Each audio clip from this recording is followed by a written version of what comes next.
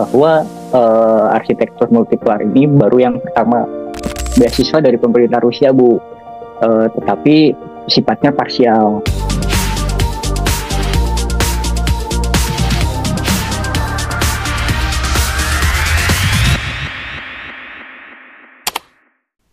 Oke, bismillahirrahmanirrahim. Assalamualaikum warahmatullahi wabarakatuh. Salam sejahtera buat kita semuanya.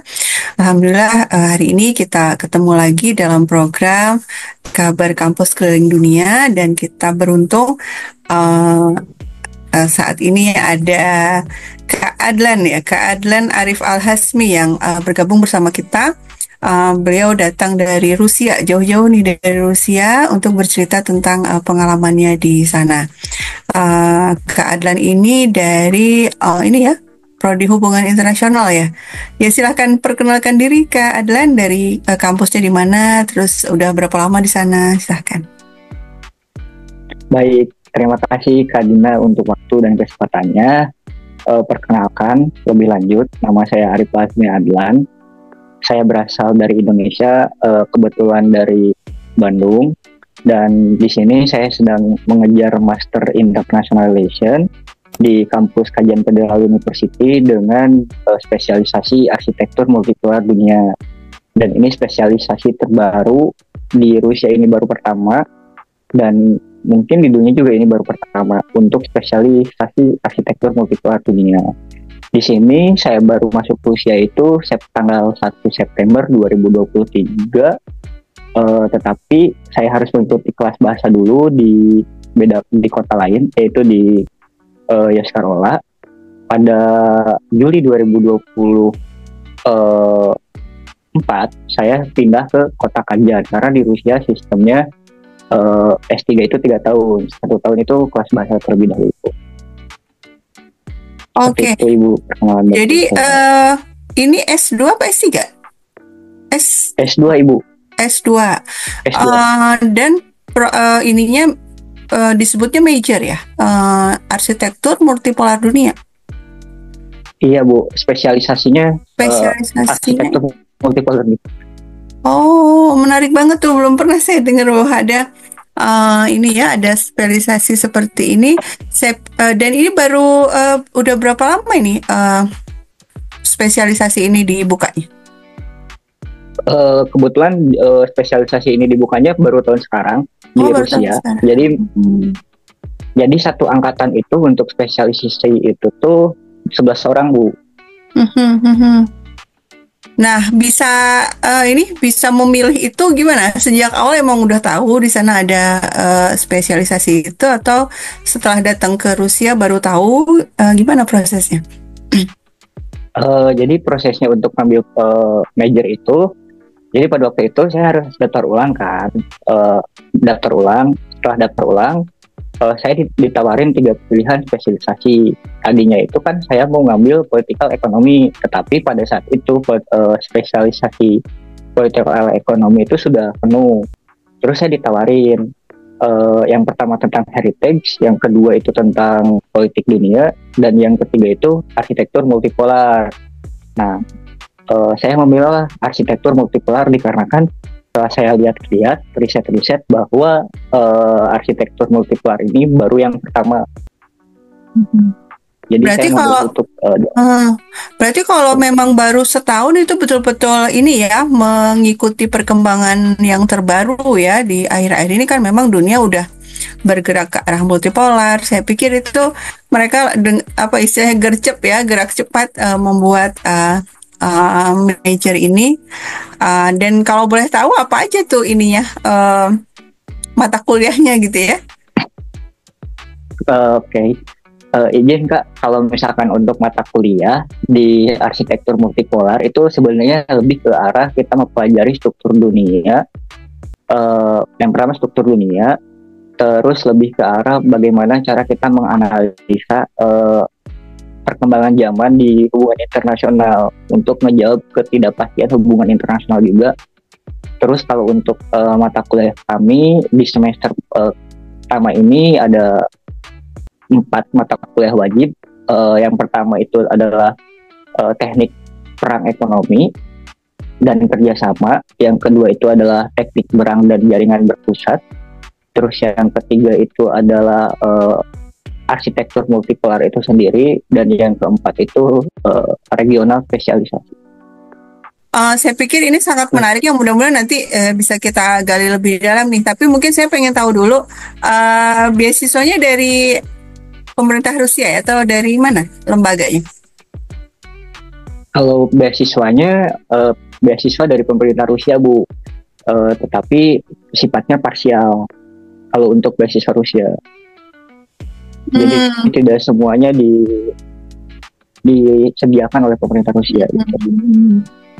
Oh iya, memang setahu saya tuh ini ya yang disediakan tuh kayak SPP-nya bebas, tapi kayak tiket, biaya hidup gitu harus dari sendiri gitu ya?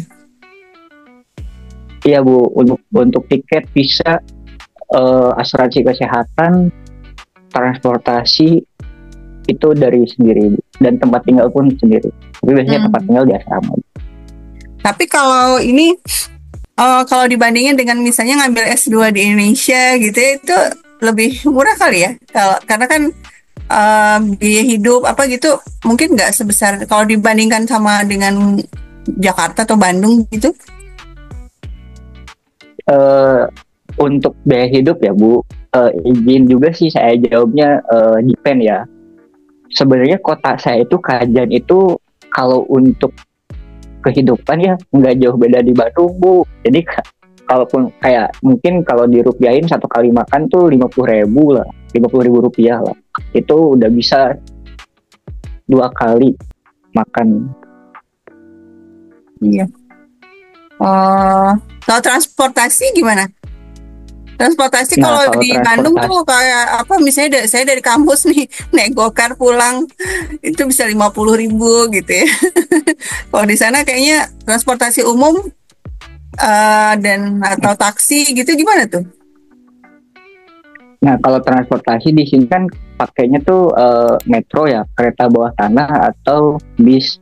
Itu cukup membantu juga, Bu. Jadi sekali jalan itu ya sekitar 15.000, Pak. Ya, kayak Damri lah, Bu, kalau di Indonesia. Dan tapi kalau dari hitung juga S2 di sini sama S2 di Indo tuh sebenarnya kalau di Indo bedanya kita bayar SPP aja, Bu. Kalau di sini kita nggak bayar SPP sebenarnya. Iya. Tapi tentu juga yang sangat mahal itu adalah pengalaman ya.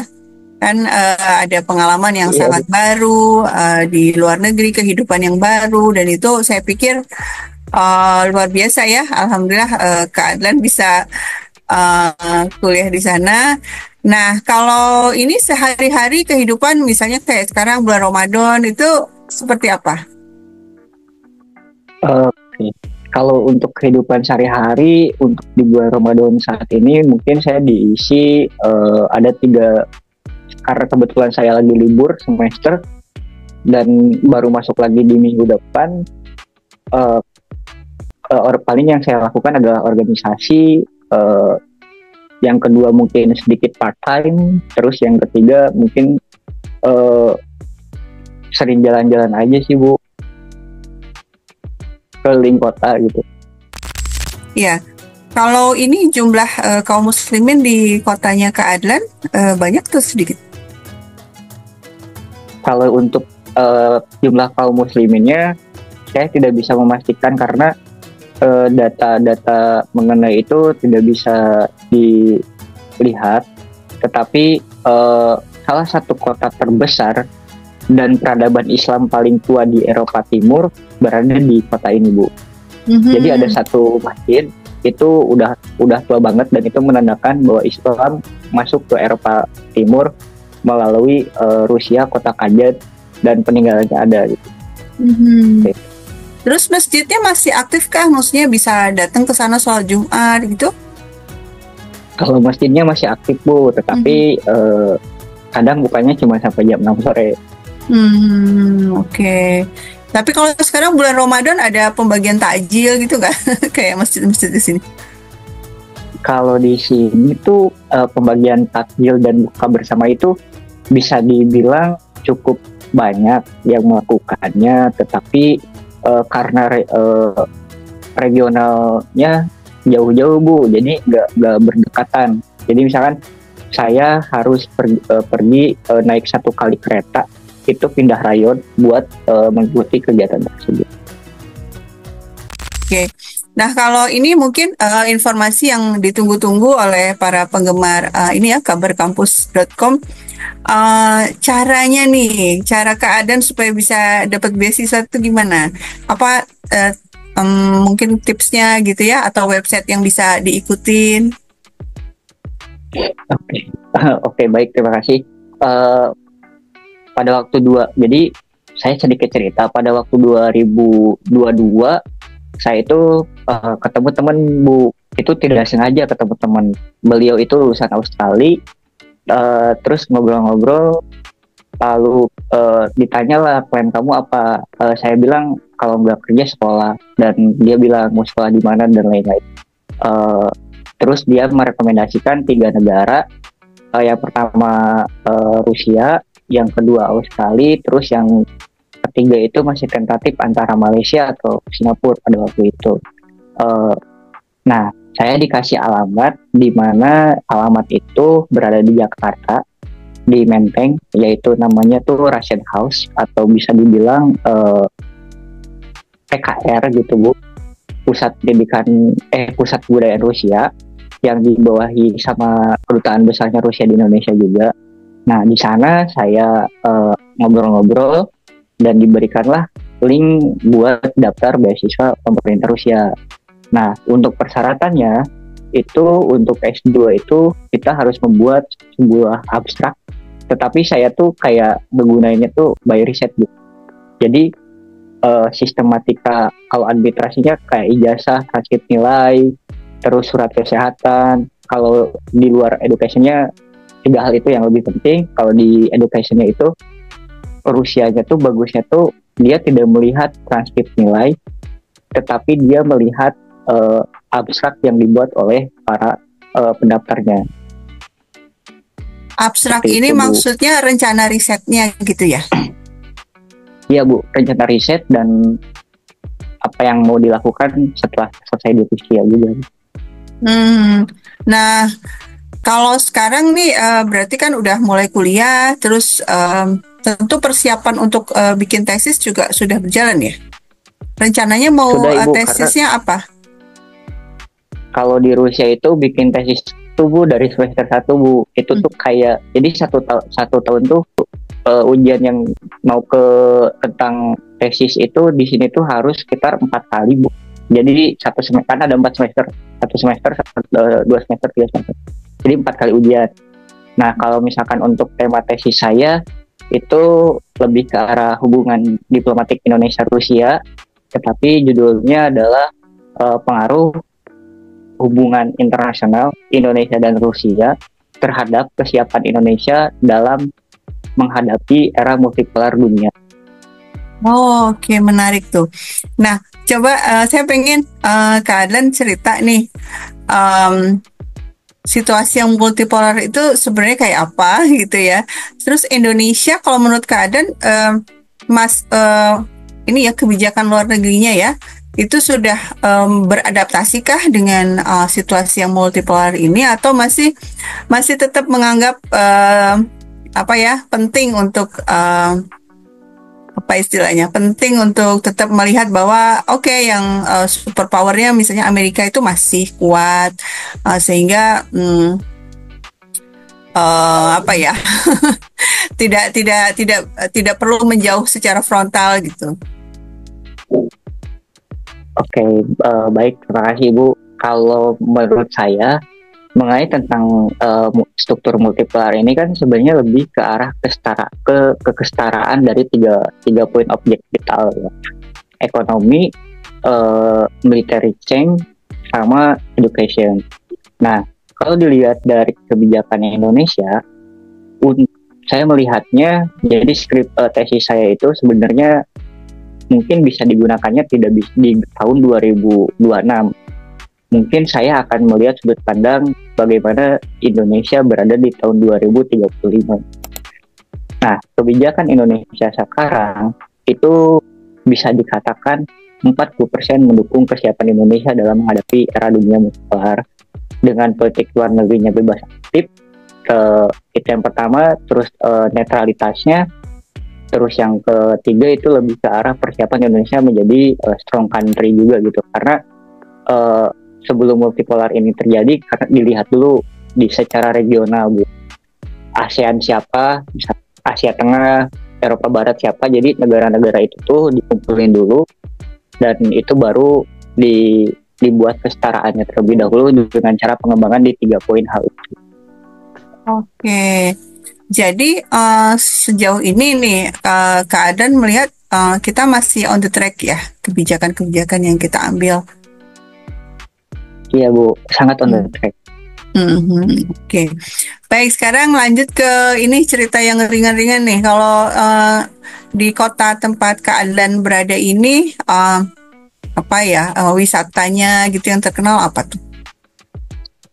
Kalau wisatanya yang terkenal itu tuh masjid yang tertua itu Bu. Namanya tuh Masjid Qulsarif. Jadi itu katanya peradaban Islam masuk ke Eropa Timur tuh melalui masjid itu. Dan masjid itu tuh salah satu masjid tertua dan itu ikoniknya kota saya, dan menjadi ikonik ketiga kalau nggak salah se-Rusia. Karena kalau di Rusia kan ibu kotanya banyak ya Bu, ibu kota Moskow, terus Saint Petersburg sebagai ibu kota juga, baru ketiga kota saya, kota Kazan juga sebagai ibu kota. Nah, coba dijelasin tuh, kan orang-orang mungkin nggak ngerti kok bisa ada ibu kotanya banyak, maksudnya seperti apa? Jadi maksudnya ibu kota banyak di sini tuh mungkin Saint Peter sebagai ibu kota kebudayaan buat Rusia. Kalau Moskow itu sebagai administrasi dan kekuasaan. Kalau misalkan untuk Kazan itu lebih ke arah ibu kota buat internasional, karena tahun sekarang itu kurang lebih di kota saya itu ada 50.000 orang mahasiswa asing di seluruh negara, dari seluruh negara. Oh iya, saya lupa nanya. Kalau di sana perkuliahan bahasa Inggris atau harus belajar bahasa Rusia dulu? Pakai bahasa Rusia dulu Bu, diwajibkan kalau untuk yang beasiswa. Oh, berarti keadaannya belajar bahasa Rusia sebelum datang atau setelah datang ke sana baru belajar? Saya itu belajar bahasa Rusia di Indonesianya lewat Duolingo. Terus pas datang ke Rusia dikasih kelas intensif. Tapi itu kan aksaranya beda ya? Susah nggak tuh mempelajari? Wah, sangat susah Bu. Pertama-tama sedikit struggle banget ya. Ada 33 abjad dengan pronunciation yang beda. Terus ada 6 rules dalam satu kalimat, dalam satu kata. Itu yang cukup sedikit membuat struggle-nya di saat itu. Tapi total berapa lama tuh belajar bahasa Rusia sampai akhirnya ketika kuliah, apalagi ini kelas master, terus juga topik atau majornya juga berat ya, arsitektur multipolar gitu kan. Nah itu berapa lama sampai bisa paham gitu konteks atau pembicaraan-pembicaraan yang sifatnya berat seperti itu? Kalau dibilang durasi pembelajaran bahasa Rusia, saya juga sekarang masih belajar bahasa Rusia karena ada beberapa yang belum saya pahami secara betul-betul.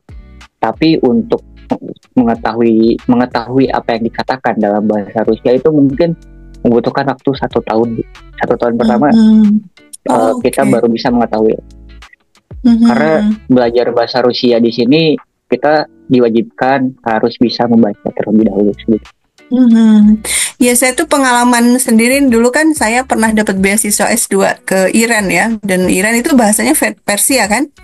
Itu 3 bulan pertama, dan saya belajar itu ya pas ke sana itu ada 1 semester itu khusus belajar bahasa. Tapi setelah selesai 1 semester kan berarti 6 bulan ya.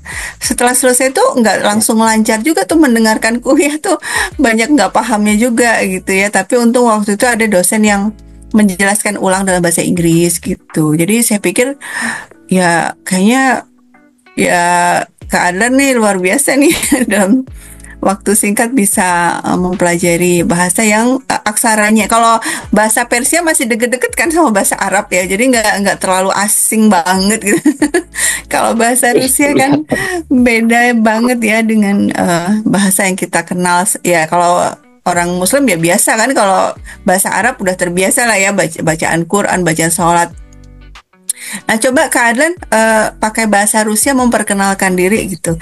Saya Adlan, kuliah di sini, asal dari mana gitu. Coba pengen denger kayak apa sih bahasa Rusia itu. oke, baik, Ibu, terima kasih.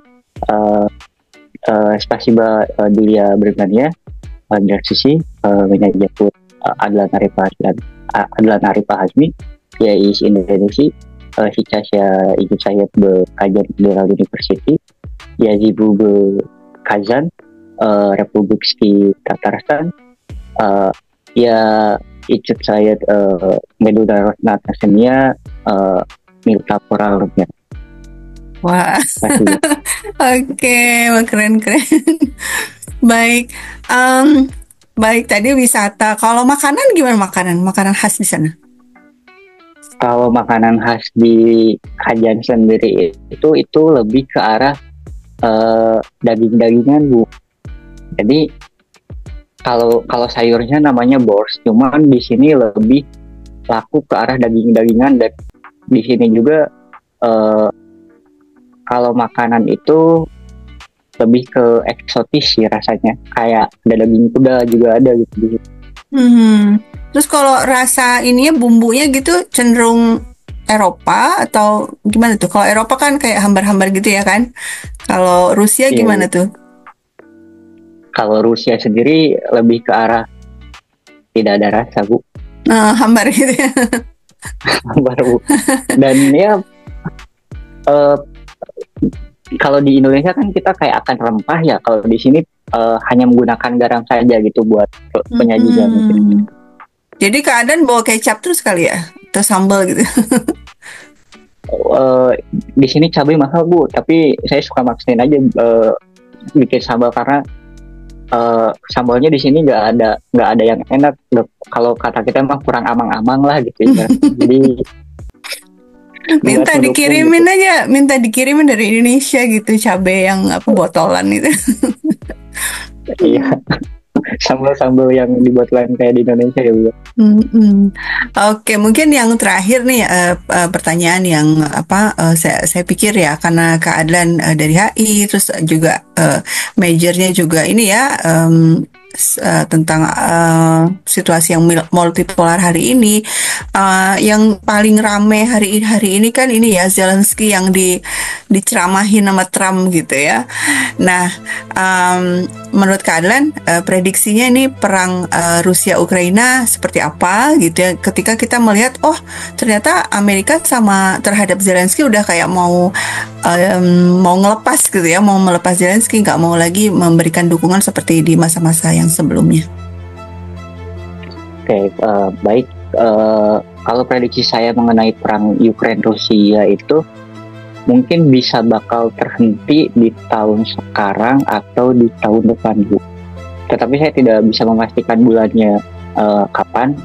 Melihat keblunderannya Zelensky di depan Trump dan di depan Barat juga, sehingga menurut saya Zelensky sudah tidak punya power apa-apa. Bahkan kemarin yang lebih lucu itu ada salah satu Kementerian Luar Negeri Rusia juga mengomentari tentang wawancara Zelensky itu. Dia berkata bahwa untung saja Tuan Zelensky tidak ditampar oleh Dani dan Trump pada waktu itu, karena menurut prediksi saya geopolitik Rusia Ukraina itu akan segera berakhir karena pengaruh juga dari pertama memang Trump, yang kedua memang Putin sudah melakukan banyak penyelesaian konflik di Rusia Ukraina itu, tetapi sebenarnya yang jadi titik permasalahan itu dari pihak Zelensky itu sendiri. Mhm. Nah, tapi kan setelah pulang dari Amerika ini kan Zelensky disambut oleh para pemimpin Eropa ya, bahkan mereka rame-rame tuh menyatakan dukungan pada Zelensky. Nah, itu akan terbukti nggak bahwa Eropa akan ngasih dukungan penuh sama Ukraina? Menurut saya walaupun misalkan Eropa uh, mendukung Zelensky, tapi itu tidak akan sepenuhnya, Bu, tidak akan sesuper power itu.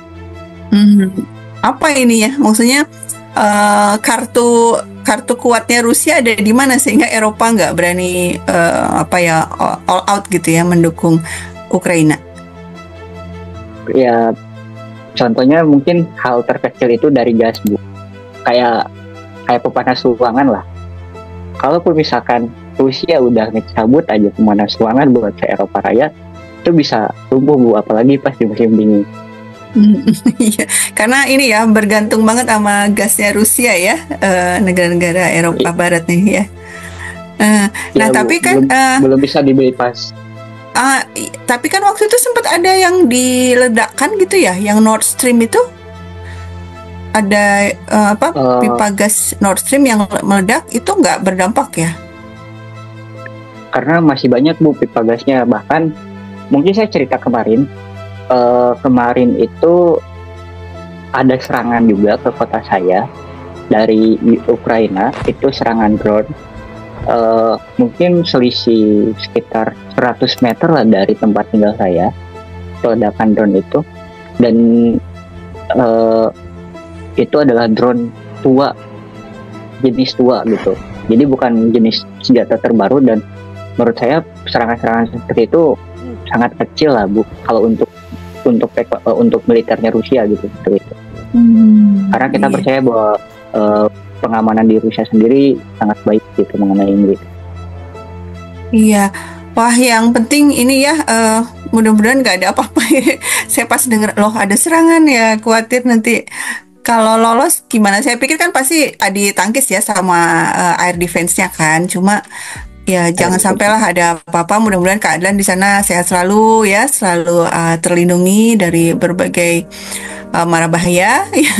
Terus sukses dalam kuliahnya. Saya pikir akan seru sekali kalau kita punya waktu khusus nih untuk diskusi soal ini ya, arsitektur multipolar dan pembahasan mengenai geopolitik dunia yang paling aktual saat ini. Tapi karena waktu juga ya, kita akhiri saja sampai di sini. Terima kasih banyak sudah bergabung dalam Kabar Kampus Keliling Dunia. Baik, Ibu, terima kasih banyak atas waktu dan kesempatannya untuk bicara. Oke. Baik, teman-teman, sahabat kakak, saya tutup dulu ya. Assalamualaikum warahmatullahi wabarakatuh.